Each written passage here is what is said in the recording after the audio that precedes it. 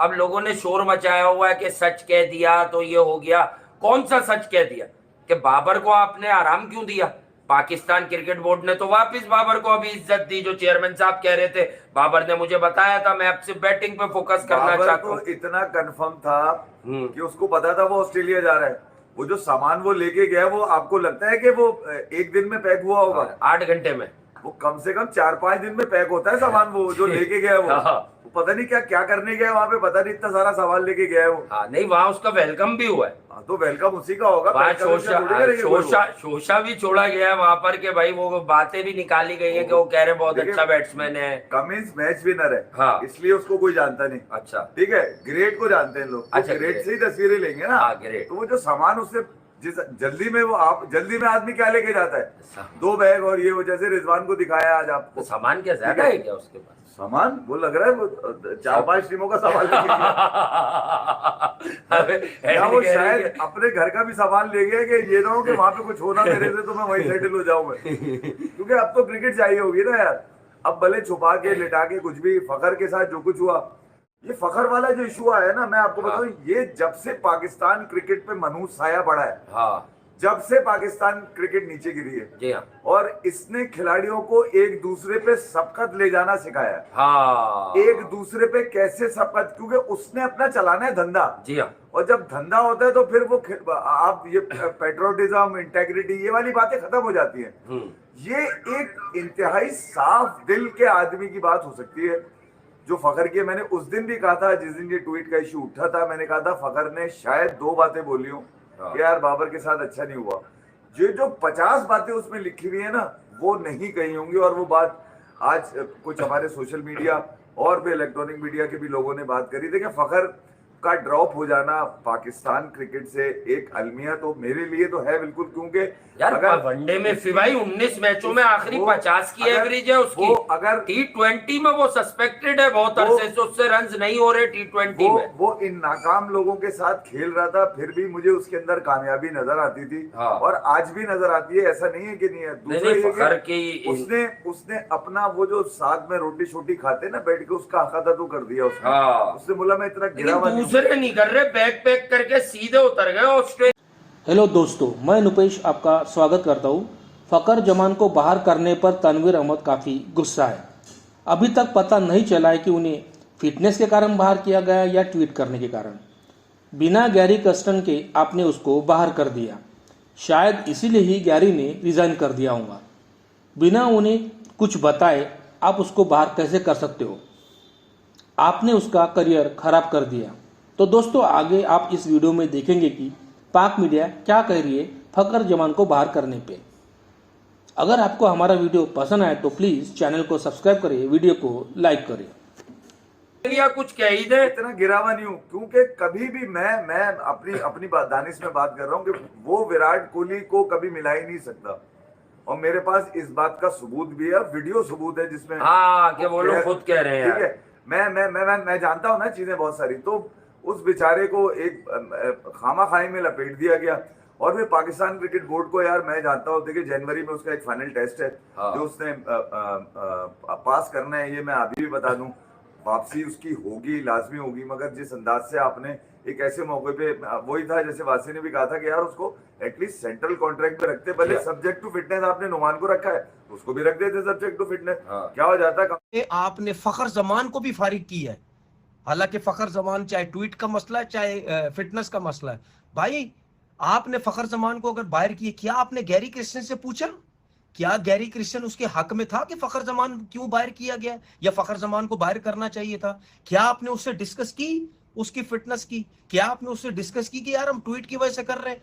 यहां तो डरे हुए सारे, जो फैसला नहीं कर पाते चेयरमैन क्रिकेट बोर्ड को लाके बिठा देते हैं टीवी पे, या चेयरमैन क्रिकेट बोर्ड को मीटिंग में लाके बिठा देते हैं, पीछे रह के चेयरमैन क्रिकेट बोर्ड से कहते हैं भाई आप ही कर सकते हो, हम तो ये काम नहीं कर सकते। क्या डरे हुए हो सारे चेयरमैन से? क्या डर डर के काम कर रहे हो? डर डर के सीटों पे बैठे हुए हो? डर डर के मजे ले रहे हो? है, मैं तो खसलत से वाकिफ हूं ना अपनी सारे क्रिकेटर्स की, मुझे पता है ये क्या करेंगे। ये कौन सी इंजरी होती है? मुझे तो वो पता है, वो इंजरी होती है जो ग्राउंड के वो घर से भी ना निकलने दे। वो इंजरी होती है जो आपको चलने में, उठने बैठने में मजबूर कर दे। मुझे तो नहीं पता ये कौन सी इंजरी है जो ग्राउंड में बंदा भाग भी रहा है, सब कुछ कर रहा है, वो लीगें खेल रहा है फखर जमान जाके, वो सब कुछ कर रहा है, ये कौन सी इंजरी है? आपको भूला गया है कि यार ये बंदा टीम में नहीं होना चाहिए, क्योंकि मुझे अच्छे तरीके से पता है यही जो मीटिंग में एनओसी की बात उसने चेयरमैन से की ना, जिन लोगों की शिकायतें लगाई, ठीक है, उन्हीं लोगों की तरफ से हुआ होगा कि इसको फारिग करो।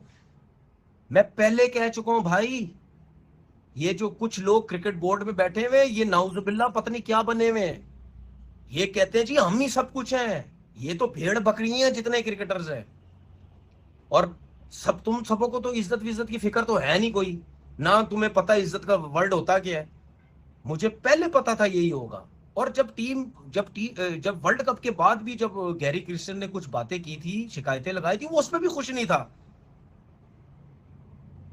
उस पर भी खुश नहीं था। यार वो बहुत बड़ा कोच है, वो पागल नहीं है तुम लोगों की बेइज्जतियां सुनेगा, अपनी आप तुम लोगों से अपनी बेइज्जतियां कराएगा, वो जाएगा भाई, वो चला गया। और इसी टेस्ट सीरीज के दौरान जैसन गिलेस्पी का भी इंटरव्यू आया, उसमें भी उसने मतलब यानी नाराजगी का इजहार किया, और उसने ये भी बोला था कि यार बाबर आजम बाहर नहीं होना चाहिए था।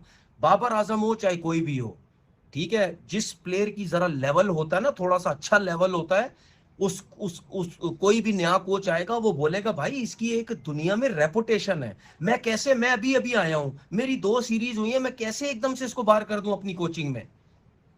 उसकी वो शिकायत है, और आपने उठा के उसको बाहर कर दिया। वैसे बाहर किया, रेस्ट करवाया, जो करवाया वो गलत नहीं है, मैं ये नहीं कह रहा गलत है, लेकिन आपने क्या उसको कॉन्फिडेंस में लिया सब कुछ? अगर आप उसको कॉन्फिडेंस में लेते, वो नहीं नाराज होता इन चीजों के ऊपर। अब पता क्या होगा, अब मैंने सुना है कि जैसन गिलेस्पी कोई व्हाइट बॉल का हेड कोच बना दिए, अब होगा ये थोड़े दिन बाद, ये मर्जी। अब मैंने आपसे क्या बोला है, हमारे जितने भी लोग हैं ना, ये इंटरफेरेंस करते हैं लोगों, ये जो बिठा दिए ना ये मेंटोर 5 टीमों के, ये सिलेक्टर्स जो घुसेड़ दिए अंदर, जिनकी कोई जगह ही नहीं, जो पर्चियों पे आए हुए, ये सारे मिलके इस पाकिस्तान क्रिकेट को बर्बाद करेंगे। अब ये सारे मिलके, क्योंकि सारे दोस्त यार हैं, बहुत आला फैसला किया है, बहुत आला फैसला किया गैरी क्रिस्टियन ने, पूरी दुनिया में जाके इन लोगों की इज्जतें कराएगा, वो टिका के बेइज्जतियां करेगा इस क्रिकेट बोर्ड की, ठीक है, इस सिलेक्शन कमेटी की, यहाँ के लोगों की। फिर कहते हैं ओ जी हमारे क्रिकेट बोर्ड की जो है ना वो रिलेशन इंडिया से नहीं अच्छे होते, हमारे क्रिकेट बोर्ड के जो रिलेशन है वो आईसीसी से अच्छे नहीं होते, हमारे क्रिकेट बोर्ड के ताल्लुकात औरों से क्यों इतने अच्छे नहीं होते? ये तुम लोगों की ये इज्जत देने की वजह से नहीं होते भाई। ये फॉरेनर्स जो होते हैं ना, फॉरेनर्स, इनकी बातों की बहुत वैल्यू होती है, क्योंकि दुनिया ये समझती है ये झूठे नहीं है, ये सच बोलते हैं। अब वो हर जगह जहां जाके लीगों में, आईपीएल में, फलानी लीग, इधर उधर जाके जब उनसे उससे भी पूछा जाएगा ना भाईजान तूने रिजाइन क्यों दिया, वो एक एक टका टका के तुम लोगों के बारे में बोलेगा कि ये है औकात इस क्रिकेट बोर्ड की। समझ आई? अब इंतजार करो कि जैसन गिलेस्पी जिस दिन रिजाइन करता है, वो भी भरा पड़ा है, वो भी बताएगा आपको। जो बड़ी गलती की है सिलेक्टर्स ने फखर जमान को नहीं डाल के, उसके अलावा भी काफी गलतियां की हैं, लेकिन एक जो बड़ी ने पोल भी करवाया तो 70% लोगों ने बोला कि ये मोस्ट इंपैक्टफुल पाकिस्तान का वाइट बॉल का क्रिकेटर है, बैट्समैन है। ऊपर के जो 5-6 जितने भी खेलते हैं, जिसमें मैंने रिजवान का भी नाम डाला, बाबर का भी, बाकी भी मैंने बोला किसी को और को भी समझते हैं आप, किसी को 8 किसी को 10% वोट मिले, इसको 70% लोगों ने। और ये एक ओपन सीक्रेट है, इसमें कोई ढकी छुपी बात है नहीं। फखर जमान का हाँ कंसिस्टेंसी का हो सकता है मसला मसाइल, लेकिन ऑन अ गिवन डे इससे बड़ा पाकिस्तान की टीम में कोई और इंपैक्टफुल मैच विनर बैट्समैन है नहीं। तो रिजवान से पूछा गया कि जी फखर जमान के हवाले से, रिजवान भी कहते हैं कि जी वो बहुत शानदार है, ऑन अ गिवन डे तो वो खुद ही मैच इधर का उधर कर देता है और he is very good, this and that, सारी हिसाब किताब है। लेकिन मैं चाहता हूं कि अब उनके और बीच के जो बोर्ड के या चीफ जो सिलेक्शन कमेटी उनके मसले मसाइल आपस में ठीक हो जाएं, मेरे हाथ में कुछ भी नहीं है। तो भाईजान आपके हाथ में कुछ भी नहीं है, आप टीम लेके जा रहे हैं, आपकी टीम का एक अहम रुकन है और आगे चैंपियंस ट्रॉफी भी आनी है और उसके कॉन्फिडेंस का बेड़ा गर्क करने में लगे हुए हैं ये, तो आपके हाथ में कुछ भी नहीं है, अभी से ही कुछ नहीं है। पहली सीरीज है तो पहली ऑस्ट्रेलिया जा रहे हो तो ऐसे जा रहे हो, हाथ में कुछ नहीं है तो क्यों बने हो फिर कैप्टन? बोलो ना कि भाईजान ये कोई इतना बड़ा मामला नहीं है, ट्वीट का ट्वीट होगी है तो कौन सी इतनी कोई क़यामत आ गई है, कोई इतनी बड़ी बात नहीं है, मिलजुल के बैठ के बात का मसले का हल निकालें बीच में। एक अहम आपका बैट्समैन है, एक अहम टीम का रुकन है और उसी के कॉन्फिडेंस का बेड़ा गर्क करने में लगे हुए। और ऑस्ट्रेलिया ही मिली है जहां पे आपने नए बच्चों को जाके टेस्ट करना है, जिम्बाब्वे वगैरह जाना है, वहां पे आप रेस्ट करवा देते, लेकिन ऑस्ट्रेलिया तो बनता था लेके जाना। तो अब कैप्टन साहब कह रहे नहीं जी मेरे बस का नहीं है, मेरे हाथ में नहीं है और कुछ भी नहीं है, मैं अब क्या कर सकता हूं इसमें। और वैसे तो बड़ा भाईचारा दिखता था और सारा हिसाब किताब एक ट्वीट में सारा जो है हकीकत सारी खोल के सामने रख दी है। तो कोई थोड़ी सी बात भी नहीं, कुछ भी नहीं। भाईजान उस दिन बैठे हुए थे कल परसों प्रेस कॉन्फ्रेंस, वहां पे भी कोई बात नहीं की। आज डायरेक्ट किसी ने सवाल किया तो उसके जवाब में भी कि हाँ जी मेरे हाथ में नहीं है कुछ भी। तो भाईजान आपके हाथ में फिर क्या है, क्या है फिर आपके हाथ में? आप बात करें बोले कि भाईजान वो मेन आपका अहम मेंबर है, प्लेयर, उसका जो भी मसला है आप उसका हल करें और उसको आप डालें टीम में। मैंने टीम खिलानी है वहां पे। अभी से बैठ गए हो तो फिर आगे तो जाके क्या होगा? अभी तो शुरुआत ही है। अगर अभी से दबदबा जाओगे तो आगे से फिर क्या हिसाब किताब होगा? अगर वहां पे टीम हारेगी तो जिन्होंने सिलेक्ट नहीं किया उन पे किसने क्या पूछना है? हाँ जी, पहली सीरीज जो रिजवान साहब की पहली ठुक जाएगी आपको ऑस्ट्रेलिया में, तो आपका ही नाम होगा कि हाँ जी रिजवान साहब बने हैं कैप्टन और पहली सीरीज ही हार गए। तब आप ढूंढते रहना कि हाँ जी, फिर आपको पता चल जाएगा किसके हाथ में है ये। चेयरमैन भी कह रहे हैं कि नहीं जी मेरे हाथ में तो कुछ भी नहीं है। वो भी कह रहे हैं जी मुझे तो पता ही नहीं है, ये तो मैंने तो आज तक नहीं बोला इसको डालें इसको निकालें, ये सिलेक्शन कमेटी ने ये किया है जो भी हिसाब किताब किया। और सिलेक्शन कमेटी में भी बंदा उनसे पूछे कि तुम लोगों में कोई थोड़ी सी कोई सेंस हो, कोई अकल हो कि जो तुम लोगों का सबसे अच्छा और बड़ा मैच विनर है उसी को ही तुम लोगों ने साइडलाइन कर दिया।